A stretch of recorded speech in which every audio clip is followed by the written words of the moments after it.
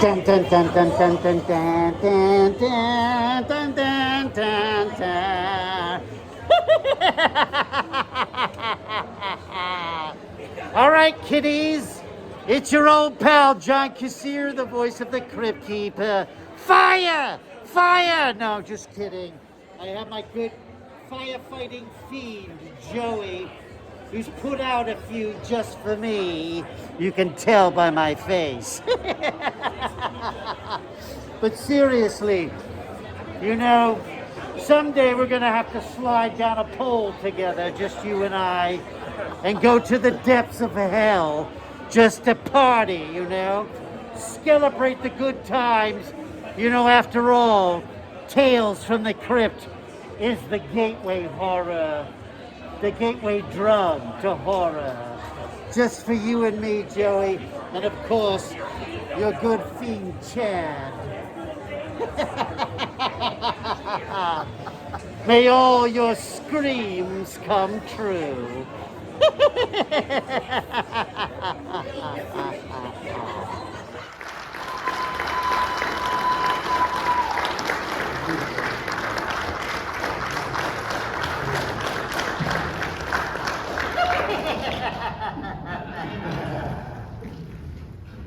How you doing, Levi? Doing fantastic. Thank you again for joining us as always. My pleasure. Thank you guys for joining us.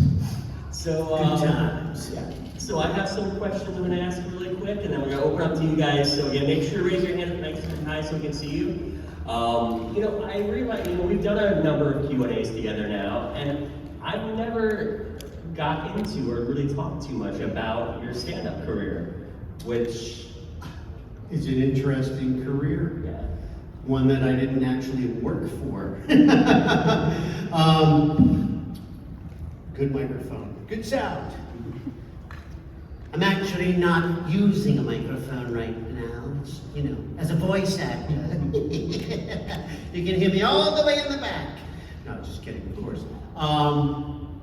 No, I started as a theater actor in New York, and quickly found it was really hard to make money in theater. You don't get paid very much. I think my first off-Broadway show, I got paid $175 a week, which living in Manhattan was miserable. I think I lived with 3 other people in a 1-bedroom apartment. But I used to street perform in front of the Metropolitan Museum, which was a pretty cool place because they had all these big steps that came down from the museum. And I would start climbing the building across the street. People could see me from 2 blocks in either direction, you know, like, hey look, the mime is crawling up the building. And then I'd cross the street once people had come out of the museum and they'd sat down on the steps, and it was like a big amphitheater. And of course, the ice cream man and the people pulling up in limousines, and you know, all the different people the Hare Krishnas and everybody walking by were my cast of characters. And I would just play off of all these different things. So it was pretty exciting theater, really. But I got a call from a friend who said, oh, you got to get an audition for this off-Broadway play called 3 Guys Naked from the Waist Down, which was, I know it sounds like, you know, like a gay review in the Village, but it was actually a play about stand-up comics, a musical. Think Dreamgirls, which we all know that play is about, you know, 3 singers and their rise into the industry. Hey, nobody walks out on me. Odd job. Thank you for getting that.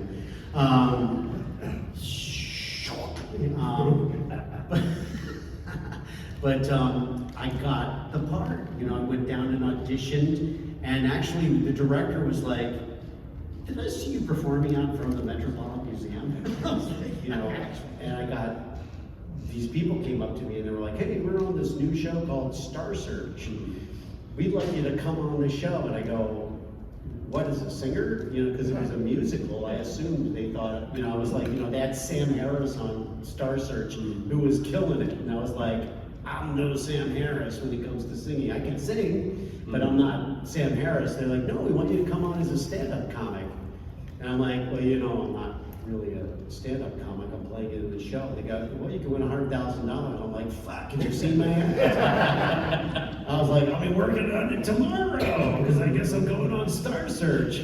So, you know, I mean, I had done a bunch of stuff, you know, with my friends in high school, and I did sketch comedy throughout college, and street performing, obviously. So I had a bunch of bits, but I didn't really have an act.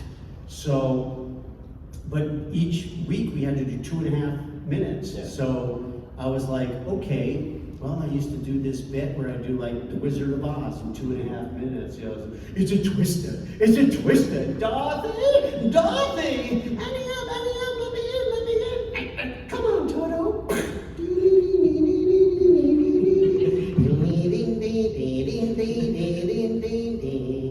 We represent the lollipop guild, the lollipop guild, the lollipop guild.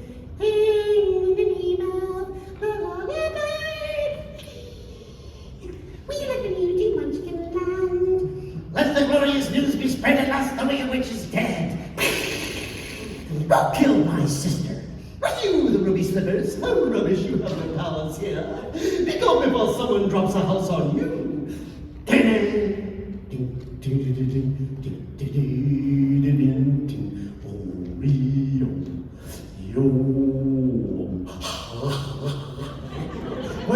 What's them? That's the castle of the Wicked Witch.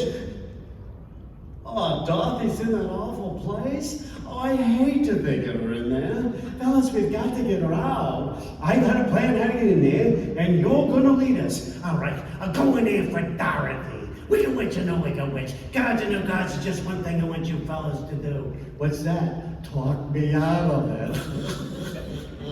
Anyway, you know. Thank you. You're gonna open for Tom Jones in Vegas. I'm like, I can't open for Tom Jones for Vegas. They're like, why not? I go, I got no fucking act. I've been making this shit up as I've been going along, you know? So, you know, I got my ass into the clubs, and as an opening act, I had to start out by, you know, doing 20 minutes. So, you know, I started by doing my bits that I did on Star Search, and then, you know, put them together into an act where I played a guy who's addicted to television, you know?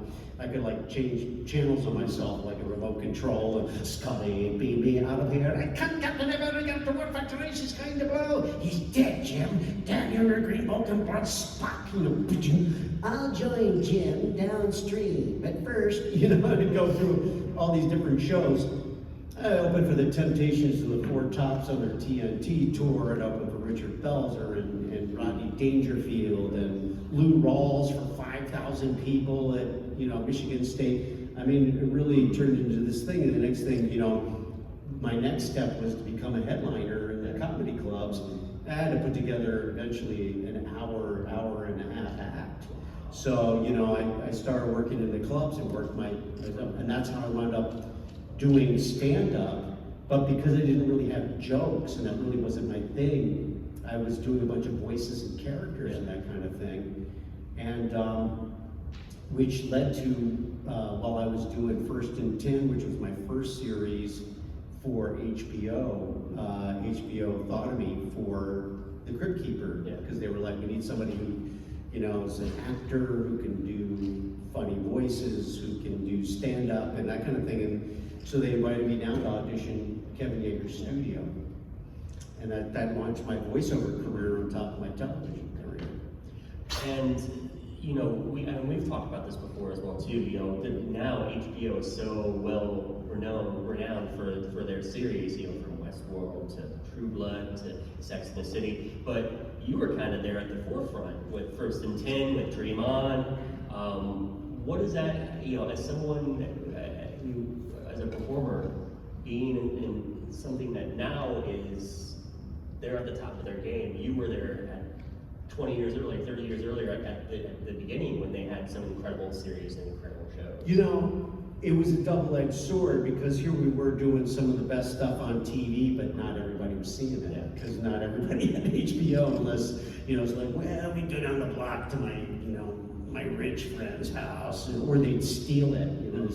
used to steal cable, and people were like, well, how did they used to do that? They used to sell some box that used to unscramble the cable line that came in so you could get it for free.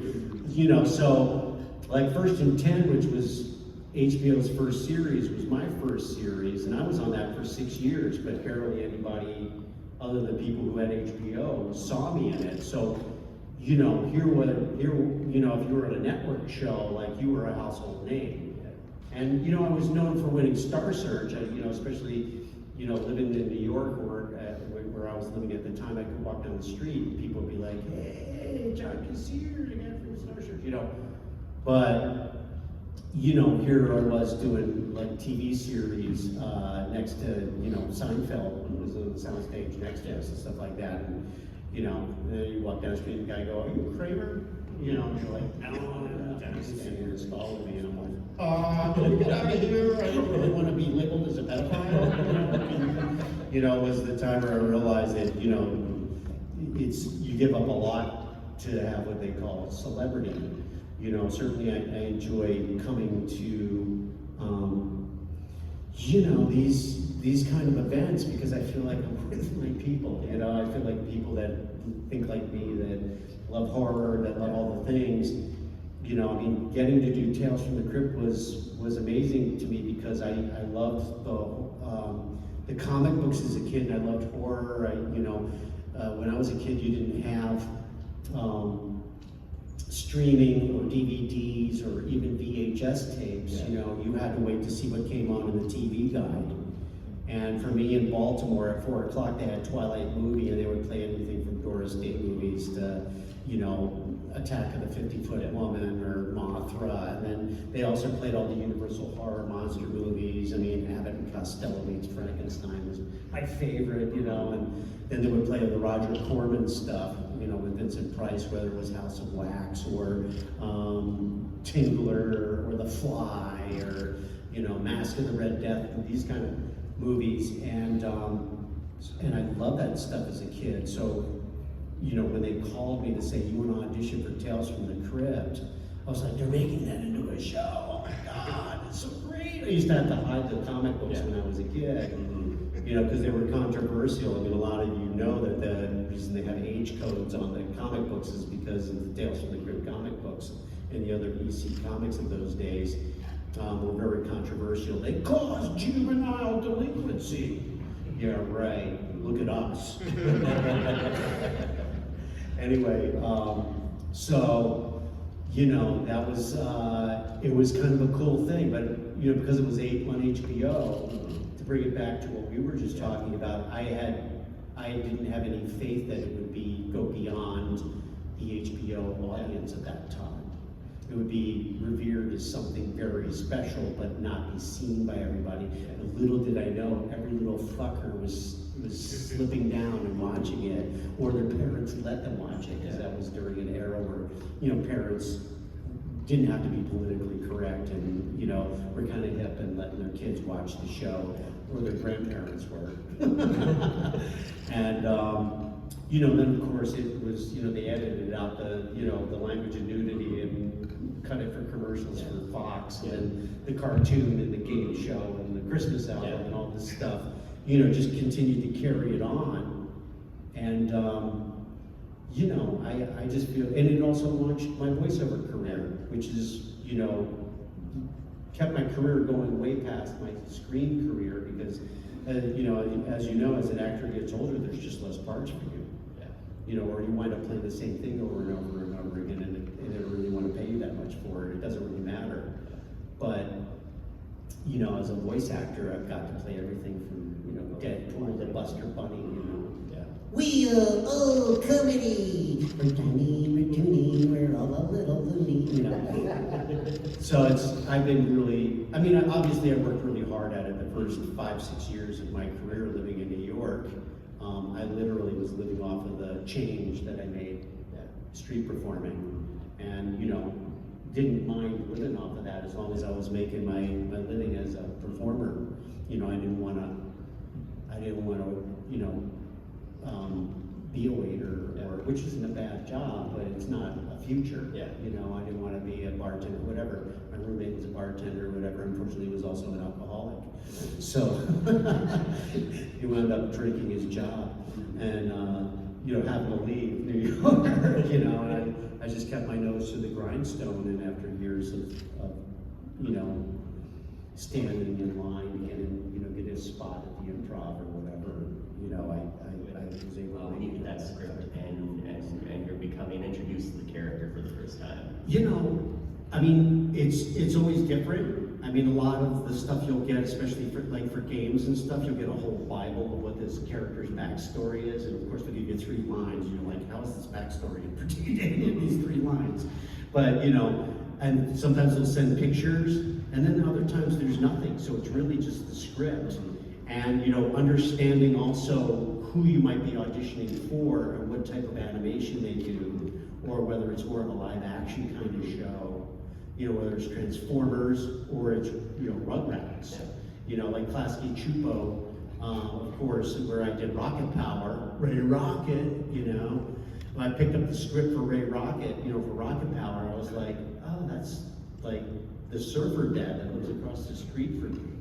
Of course, his name was Gary. Gary had no idea that I stole his character and played Ray Rocket and made a whole cartoon character out of him. But he was a dad and surfer dude. We'd grown up, by the beach and in California where I was living and that kind of thing. So really, it's become tougher too, because now most of my auditions, and it's been this way for a number of years now, are at home.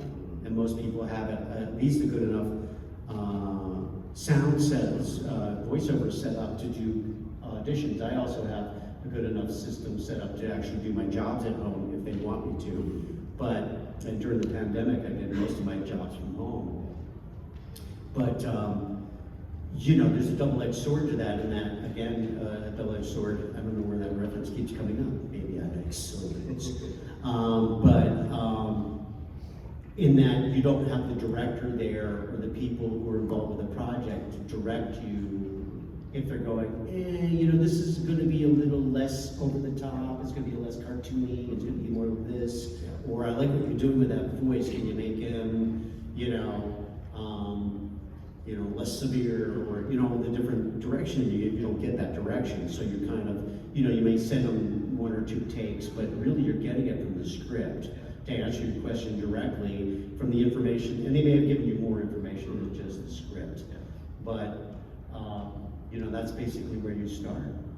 So also, a process for say like a character like Nico in Pocahontas or Elliot in Pete's Dragon. How do you approach creating a voice for a character that has? Well, that's tough. Yeah, that's tougher because first of all, like Nico was something they called me in for at Disney, and they have this huge studio, a huge lobby. It's called the Frank G. Wells Building, and you walk into it, and you're sitting in a lobby. And literally, I was the only one sitting in the lobby, and all of a sudden they came in, and they were like, "Okay, John, you ready to audition?" They go, "Well, I haven't seen the script." They go, "There's no script, just come in." I didn't realize, the Disney characters, even the animals, talk very often. Well, they just had a room about this size, and it was the room that they usually do what they call ADR, where you have a big screen and you're adding vocals to something that doesn't have the vocals to it yet. So you're watching the movie and they're recording you. Well, in this case, they didn't have anything animated yet. They just had a bunch of storyboards on easels. Just pictures of Miko running through a log, getting the scene like as a raccoon. And I go, "Oh, you want realistic raccoon noises?" They go, "Yeah, but we want them obviously to have human emotions and stuff, but we want to bring them to life." And so I'm doing it for them. And I lived in a place called Topanga Canyon, which any hippie would know that. That's like the hippie area of California. It's mostly parkland, and it's a couple miles from the beach, and it's undeveloped, but that's where you always hear there's big fires. and of course, lots of animals, and I would have raccoons around my house all the time. So I was like, well, this is what they sound like when they're being funny, and this is what they sound like when they're running across my roof. This is what they sound like when they're fucking, and this is what it sounds like, and they're like, oh my God, that's more than we actually needed to know, but thank you. And, you know, and I got the part. And so voicing Miko all of a sudden opened the door to other animal jobs. They're like, oh, that guy does Miko. Like I just did Flora and Ulysses last year, which was a children's book that they brought to life, and I played the squirrel. Ulysses is a squirrel. They go, well, if you can do it right, it's got to be able to do a squirrel, you know. And they brought me in for the same thing to do Elliot, you know, because Elliot was obviously a huge creature. And so I came in, you know, actually they brought me in to just voice something else, and then while I was in there, they kind of, you were trying to sneak me past Disney, because Disney wanted them to just use real lion noises and stuff. They didn't want to pay an actor. That's how cheap Disney is sometimes. But they were like, can't we get somebody, you know, can't we get just use sound effects? And they were like, no, because he's not gonna, you know, here's this great kid. That kid was such a brilliant actor. He's playing opposite a tennis ball when they're shooting it. And then they animate this thing, and the kid is so alive, and there's nothing reacting to him and having the realistic reactions that they need. So while I was in there, the director was like, hey, can you put down a few things for me that I can try to sell the idea of using you to voice Elliot? And I was like, sure. I go, you know, he's a big creature, and I'm not going to get deep enough for that. I can get deep enough for that, but it's not going to have good tones and emotion to it. How about I do it in my voice, and then you dial it down. You know, I think that'll work. So we did it, and the guy goes, oh my God, this is amazing. It's changing everything. And the editor, who I worked with other things, were like, see, I told you. So it was the editor who had mentioned me for the part. And they were like, oh my God, this is perfect. This is amazing. And you know, so I wound up, you know, vocalizing the entire movie, which was kind of cool. Very cool. So, you know, a lot of times you get a reputation for doing certain things. People are always going, what did you do in The Simpsons? And I go, animals. And they go, you know, they're like, really? I go, yeah, there were a lot of animals on The Simpsons. You know, whether it was Santa's Little Helper, or, you know, the donkey who's in love with Homer, or, you know, there was a whole episode that was, you know, Homer and Bart let all the animals out of the zoo, and I literally had to voice every animal that was loose out of the zoo. I was bleeding from the nose from doing rhinoceroses, you know, doing this, and like by the time they go, okay, that was great. Now we need to do a herd of rhinoceros. I was like, you're kidding me? Can't you just double down on what I just did? They're like, no, we need to get all kinds of different, you know, literally was bleeding from that. Thank you for having a microphone. I'll repeat it if people can't hear. Chad asked, and I know Chad because he came to my table, and I remembered that I was mistakenly about to call him Chaz, and I went, Chad or Chaz? He went, Chad. I try to remember everybody's name, it's not always easy. He asked what my favorite episode of Tales from the Crypt was, and of course there was Oil's Well That Ends Well, that I starred on camera with Lou Diamond Phillips and Priscilla Presley, which was really a lot of fun to shoot, but I wouldn't call that my favorite episode. So my favorite ending to an episode, you know, where the Crypt Keeper's sitting there watching, he's going, you know, kiddies, there's something about this episode that I like. There's something about this actor I like. You know, the others were good, but this one's a regular gory Cooper, a Robert Redford. And that voice, I could swear he reminds me of someone I know.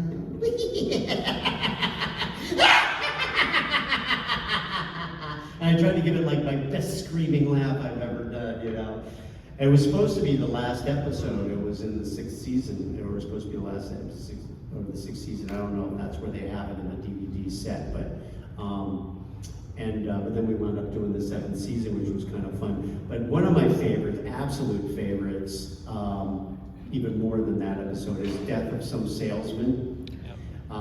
Tim Curry plays Winona and the mother and the mommy and daddy, and Ed Begley Jr. plays the vacuum cleaner salesman. Tim Curry is just so good in that part. In fact, he was nominated for an Emmy for that part. He should have won, but you know, as it goes, because they were you know, cable shows back then weren't winning as many Emmys as the network shows and that kind of stuff. But he was so good in it, and it was so classic, Tales from the Crypt. I loved, you know, All Through the House. A lot of people love the fact that when you mix horror with Christmas is always fun. You know, naughty or nice. You know, and of course, Robert Zemeckis directed that episode. It's really fabulous. Loved Ventriloquist Dummy with Bobcat Goldthwait and my favorite old comedian. My brain is fried from flying and coming in. Of course, you know, the Don Rickles, of course, who's just like one of my favorite, but he's so good at it. And Morty, you know, his twin brother, he's duped everybody to think he's a ventriloquist dummy. Just brilliant. Do you have a favorite episode? I think the ones that you listed are pretty much my favorites too. Yeah, the good ones, right? Yeah. There's so many good ones. I mean, every once in a while I'll watch one and I'll be like, yeah, that one was okay.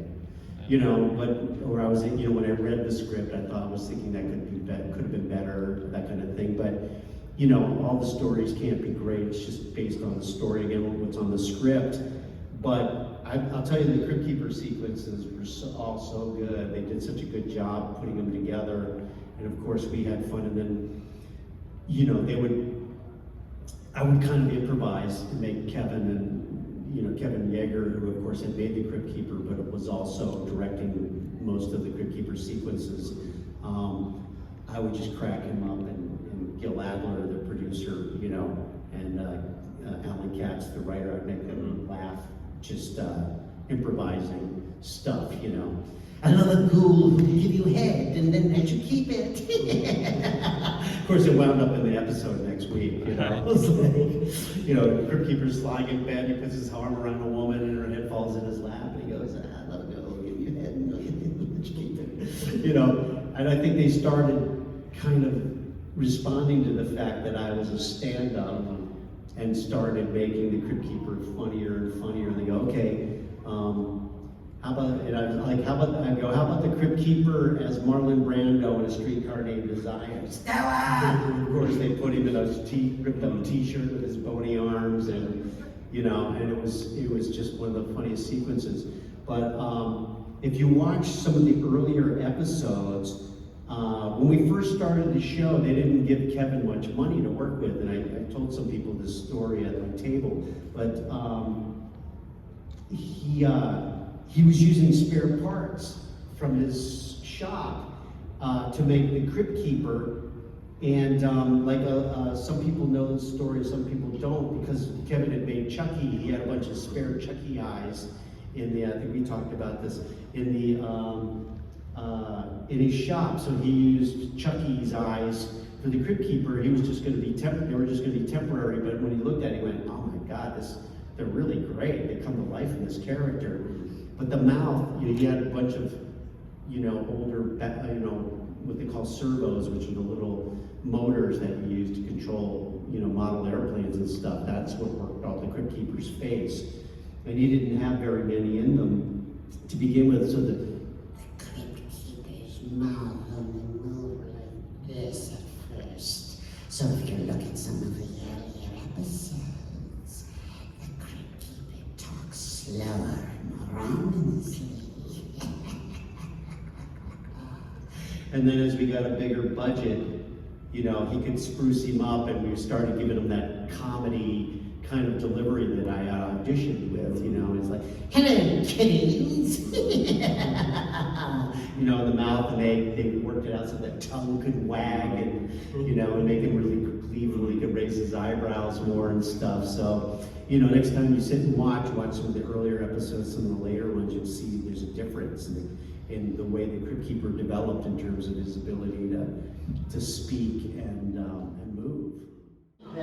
Has his photo up at 3 p.m. And then, kiddies, or for those of you who are the unpun intended, his photo Chuck is at 3. And then yours truly will be off on his flight back to Los Angeles. So, if you need something from the Crypt Keeper, get it now, or don't come crying or dying to me.